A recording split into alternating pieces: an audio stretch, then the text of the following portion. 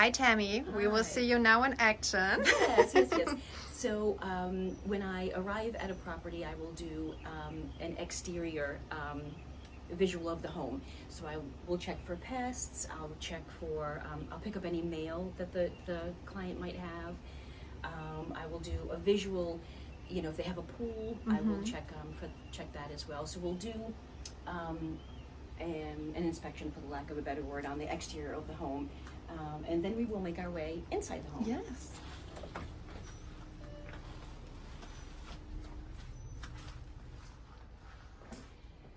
And one of the things I do when I first arrive is I will turn the AC down slightly so that I can hear the AC kick on, and that this way I'm able to check the airflow in every room of the house as well.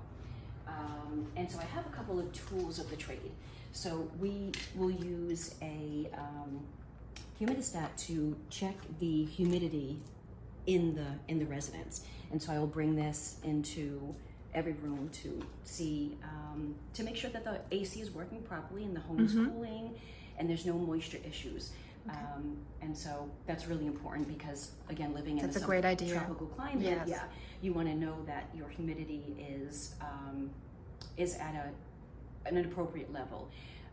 Oftentimes, people will put in those smart thermostats, and they're able to adjust the thermostat when they're out of state, which is fabulous, but it also can be a bit of a false security as well. They don't always read accurately, and the temperature it reads is in the living room the thermostat is in, not necessarily the other rooms. So you want to make sure that that's being checked. And I also use a laser digital thermometer as well. And this is really nice because what I can do is, when I walk the property, I'm able to check the temperature that's coming out of the AC vents to make sure that in every room I get an accurate reading, and the reading on the thermostat, on the thermometer matches the thermostat. So that's really important, and I'll do that in every room. I have a checklist that I use for every client, and basically it you know, was the mail received? Are there any signs of mold, water along the exterior walls? And so I will go through this checklist. I will take photos, and this helps the client to know that they're specific, and this is specific to each resident, because every resident is different. And there may be some specific things that I need to look for. So you put that into the checklist? Yes, I'll put that in the checklist as well. And then I'll take photos and report that back to the client as well. And this is a moisture reader. And so what this will do is, this will give me a reading or a gauge if there's any suspicion of moisture, which eventually can turn into mold, so that's really important. So if I visit a client's residence and I see a stain on the ceiling, that's an indication that that might be a water leak somewhere. And I can take this and I can, I'll just do this here, and I can put this against the wall. The spot you have? Yes, and let's say that this had a discoloration. It will let me know if there's moisture, and this will give me a gauge to let me know if there's moisture in that wall, and I will report that back to the client. And there's been many times that that's happened. I had a brand new client, my very first visit to her condo, I discovered a stain on the ceiling, and it turned out that it was a water leak from the third floor, you know, transferring its way down into her unit. So, really important. Yes, and it is. She is gone for 8 months out of the year. Had I not seen that, it would have been disastrous, and she would have had no idea. No idea. That's so great. I mean, that's really a great service you provide. Thank you. Really detailed job, I can tell. Yes, I mean, yes. And my flashlight, and this is in my hand during the entire visit. So when I walk into a property, I will check everything. I will check the perimeter of the corner of you know, the ceiling, the baseboards, the floor. I'll check the furniture to make sure there's no discoloration. I will, you know, check everything. And when a client is not in their property, we generally have the home in what's called HomeWatch mode. And that means their cabinets, their drawers, generally will be opened slightly to let air, Understand, yes, okay. circulate.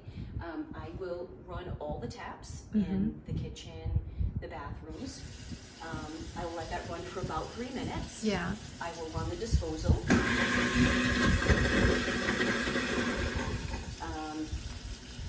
I'll run that for about 3 minutes to make sure that the traps are lubricated. And actually, what I do is while that is running, I will get under the sink and I will check for any water leaks or see if we see any leaks. And obviously, if we do, then I'll report that back to the client. I will run the dishwasher. I'll cycle that through. And typically, when a client is not in the property, we will leave the dishwasher, slightly ajar. There'll be something in there so that moisture runs through. And I will run we'll check the refrigerator. We'll look for any signs of moisture or mold along the seals. Yeah. We'll make sure that the ice maker is off and empty. That's very important. And it's very important not to have food in the refrigerator. Oftentimes what happens is if there is a storm or just a power outage, if you lose power and you have food, chicken or shrimp or something. Yes, and same with the ice bucket. Absolutely, yes. yeah. You'll have water issues and it's in so that's important to keep your refrigerator as empty as possible. Yes. So very important, very important. Perfect. And the other thing that we do is, again, I would typically be going around and checking all the surfaces and all the so how long are you usually in a house? I mean, it depends on the size, I think. It does depend, but typically it takes about 45 minutes to an hour per visit, typically. Yes, yeah, that's because it's great. pretty detailed. Yeah, the inspection is pretty detailed. And so the same thing when I will again run the faucet and I will check for any signs of. Make sure there's no leaking.